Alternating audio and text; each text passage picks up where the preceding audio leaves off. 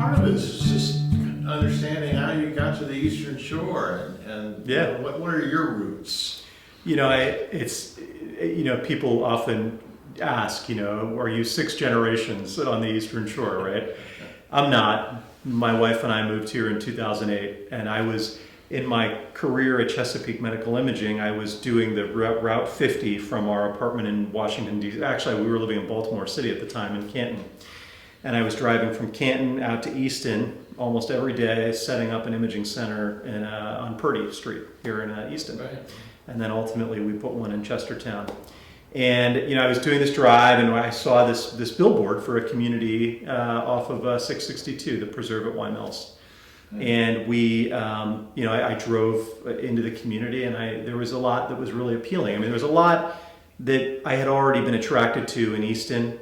I really appreciated, the historic town center, the rural community, access to water, and I respect deeply, Talbot County as it is, which is a rural community.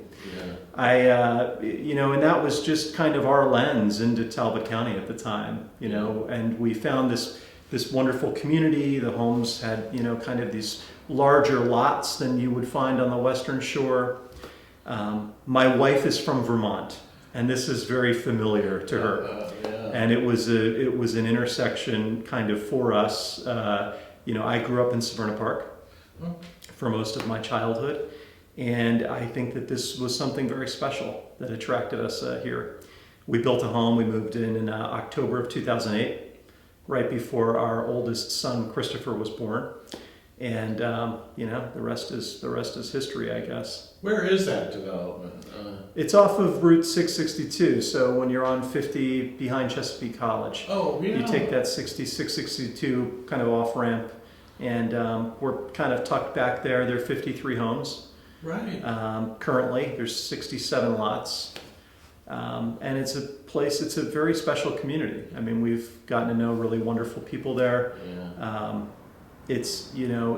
I have been on the Property Owners Association for the last several years, dealing with a wastewater treatment plant that's failing. And, that was probably a major impetus to running for county council. I can't imagine a better training ground than But a wastewater homeowners treatment plant. association. Yeah. I think, we run a pretty, pretty friendly property owners association. We want people to enjoy their homes. They've chosen to retire there, live there with their children, and we should all have the good fortune to enjoy that. And our focus as a POA has really been on, trying to find our way through this issue with a wastewater treatment plant that's really been problematic since 2004. Yeah. When we've developed these rural communities, we have these great ideas that, wastewater treatment plants will solve all of the world's problems. We have, smart folks who engineer these complicated systems that are expensive. And for a period of time, the original builder of the community was responsible for it. But when the Property Owners Association changed hands, when the community changed hands to a Property Owners Association, homeowners were responsible for a wastewater treatment plant. And I think that's egregious. I think it's really unbelievable. And I think that, my intent since 2019 has really been to transition that plant to Talbot County. I think, our municipalities are, they have like a couple of really big tent poles in their responsibility, one of which is sanitation and clean water. And, that's not something that should be left to a homeowner who doesn't, do this for a living, right?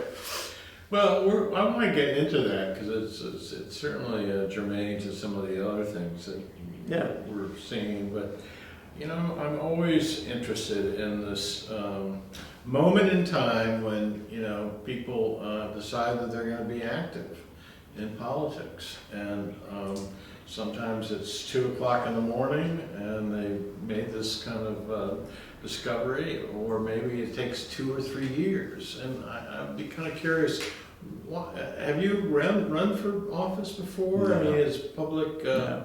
office been a part of your life? No, I mean, it's, I've always worked in a career where, what we were doing was in service to someone or something, right? Yeah. So I've been in healthcare, I've kind of seen the world through that lens of helping patients have better outcomes and helping doctors have better tools to do their job. I have a degree in criminology and criminal justice. I drove to Northeastern in Boston with my parents days after 9/11, and that really shaped my college education. Yeah. I was living in Boston post 9/11, and I that really was a transformative moment. And I knew, I really expected graduating from college, I would have ended up in law enforcement. That was something that was really very deeply interesting to me. And I knew that, there would be an interesting confluence between IT and technology and law enforcement. And as we know, that's 100% correct, right? Good one. I didn't end up there. I ended up in healthcare. The world is a funny place. I was working for a company called ToadNet in Severna Park. They were an internet service provider. Dave Troy was their founder, and one thing led to another, and I was putting a cable in a wall for a radiologist, for a network printer. And I ended up working for him for 13 years. Oh my God. I've been able to use that degree in some of my most recent years in my career. But I didn't, I never intended to end up in politics. I am not somebody who's comfortable with partisan politics. I find community, politics, community issues important. I have 4 children. This is somewhere we've made our home. And I think that these issues are, there should be people who have knowledge that can affect these issues and, in a positive way. And I think those people should step up, when they can. But was there a tipping point? Was there a moment where you said, I'm in, I'm gonna... Yeah, I think, so I participated in an interview process for the Central Committee, for the Democratic Central Committee. I couldn't even tell you what it was, but it was several months ago, maybe a year ago. There was a vacancy, and so I interviewed and was accepted onto the Central Committee. And it was interesting to me. I think there were two kind of tipping points, if you will. One was seeing what was happening with the Lakeside Trap community. I think, my experience with a shared sanitation facility has not been positive with 53 homes. That is a community of much greater scale with the potential for much greater impact if those systems don't work. And I have become, to some extent, I've become knowledgeable on wastewater treatment in my experiences over the last several years. And I think that knowledge is important to have on our county council. I think it's an important issue. I think that as we look to expand Talbot County and as we look to engage in development, we need to be very aware of the issues that come with that. And I'm not opposed to development. I think all things require development and refining over time, and we certainly have a need for that here in Talbot County. But we need to be conscientious of everything around us when we do that. So that was one major tipping point. And then I think on being involved in the Central Committee, when I leaned in, there was kind of an absence of people leaning in to run for this role. And I saw that as an opportunity to lean in. Now we have contested primaries on both the Republican and Democratic side, and so there you have it, right? Since you brought up TRAP, I feel comfortable talking about it. Given your own experience with it, what's your assessment of not only the process that took place in TRAP, but where we are with the solution at this point? I think the fact that we're all just a little bit unclear as to the process that took place is indicative of an issue in its own right. I think that there are a lot of smart folks who look at that process we went through to get where we are today with TRAP and can't quite put all of the pins in the map as it is, you know, in terms of what happened and how we ended up here. I think that we, you know, again, I think we have a responsibility to this community to ensure that when we are going to engage in that level of development, that we're doing so in a conscientious way. And I think that, you know, for whatever reason, there was new information, you know, brought to the table that would, you know, indicate that this may not be the best way to proceed. And I think we really have a responsibility to do our due diligence. It feels like things are happening very quickly, you know, and we're not inserting the pause, as I like to say. Yeah. And I think that that's important. Yeah. I mean, it's, you know, the other interesting, you know, data point, you know, outside of just the wastewater treatment, is that the development of 2,200 plus homes in a community like ours is not insignificant.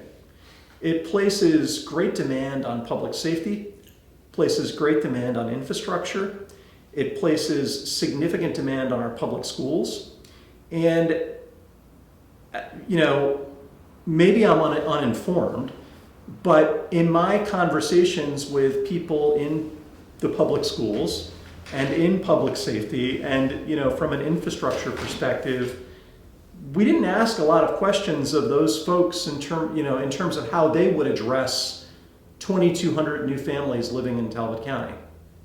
It also creates more development demand, because when you bring 2,200 homes into a community, that community is going to require a gas station and a convenience store and a grocery store.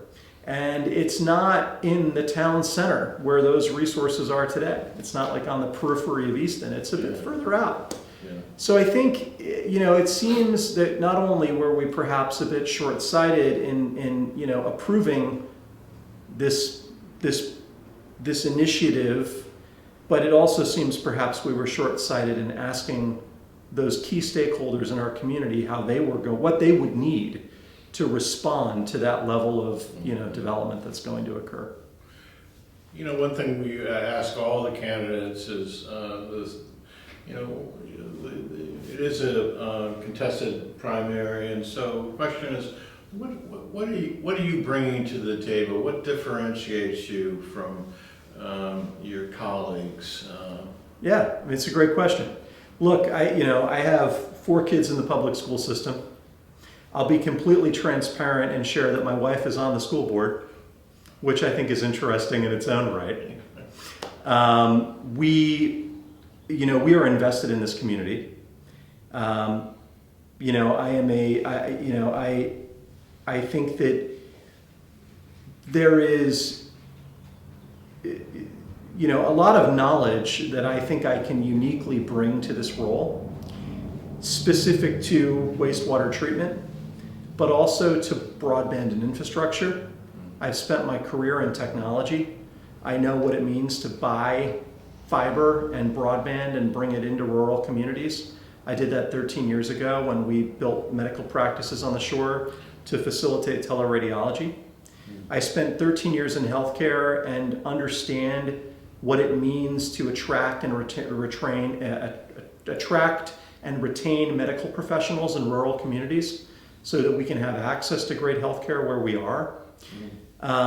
You know, I think there is, you know, and I've also been a small business owner, and I've worked for very large corporations. So I understand both sides of the scale, the bureaucracy, you know, entrepreneurialism.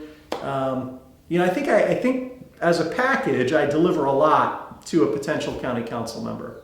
And I think that is very competitive when looking at and considering, you know, the folks that are currently running. You had outlined a couple of things, but when you look at your campaign, what are your priorities? If this is successful, if you're able to win the election, what do you want to work on the most? you know, and they aren't, these priorities that I have, I don't think are partisan issues, right?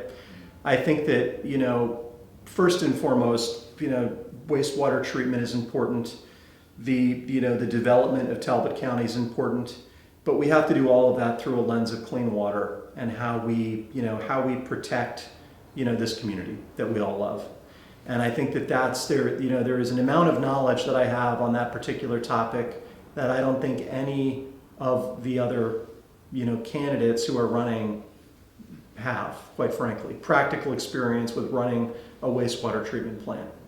You know, knowing what it's like to, you know, pick up the phone and engage in an engineering discussion to repair a wastewater treatment plant. Contracting wastewater treatment operators. Managing a discharge permit. Nobody else has that knowledge or experience. So I think that's interesting. I think that, you know, broadband, I think through COVID, we all understand the importance of broadband, not just in our homes, but in our businesses and in our community. And we are doing really good work to ensure that we can reach our community with broadband and you know, internet connectivity. We need a council that is, you know, continues to carry that torch forward. And I think that I, you know, based on my kind of experiences in my career, I'm uniquely positioned to do that. And really want to help with that. I think that we need to go further than broadband, though, in this community. Digital services for our community that are offered by our government are incredibly valuable and give us an opportunity to, you know, generate non-traditional revenues for the county. We are facing a funding crisis. Inflation isn't making it any easier. How can we bring other revenues into this county? Perhaps there's an opportunity for digital services to help with that. What does digital services mean for? Yeah, so when I'm, you know, if I get a parking ticket, right, which nobody likes to get, how can I pay that efficiently? You know, how do we get access to that revenue faster as a county? If I need to pay my tax bill, where can I go to do that efficiently? You know, how do I engage with my government digitally? If I want to get a copy of the comprehensive plan, where can I go to get that, search it, and understand it in a way that's approachable? Right now, the comprehensive plan on our government website is broken up into like 37 PDF files. And that's just not approachable. Yeah. It's not easy to use. Yeah. It's not accessible. It's not available for people who are vision or hearing impaired. So there's a lot of work we can do as a local government to make those services more available and accessible. And I think that that's really important work and gives us definitely gives us an opportunity to drive some of those non-traditional revenues into our government. And that's what I do in my day job. I work with federal government agencies to help them, you know, achieve success in those areas. Yeah. Public schools are really important. I was going to say there was some pillow talk there. Yeah. Well, I wouldn't say that, but I would say that, you know, I have 4 children who are in the public school system here in Talbot County. I think that, you know, my kids have received a tremendous education by the educators in this public school system. You know, we have a child with an IEP that has overcome major challenges as a result of the hard work of these teachers in this county. And, you know, I candidly have been disappointed in the engagement that I've seen between our council and our public school system. I think that there's an opportunity for improvement. So that's an area that's exceptionally important to me. I'm also deeply concerned about what seems like a growing trend of healthcare professionals and even healthcare systems leaving the community.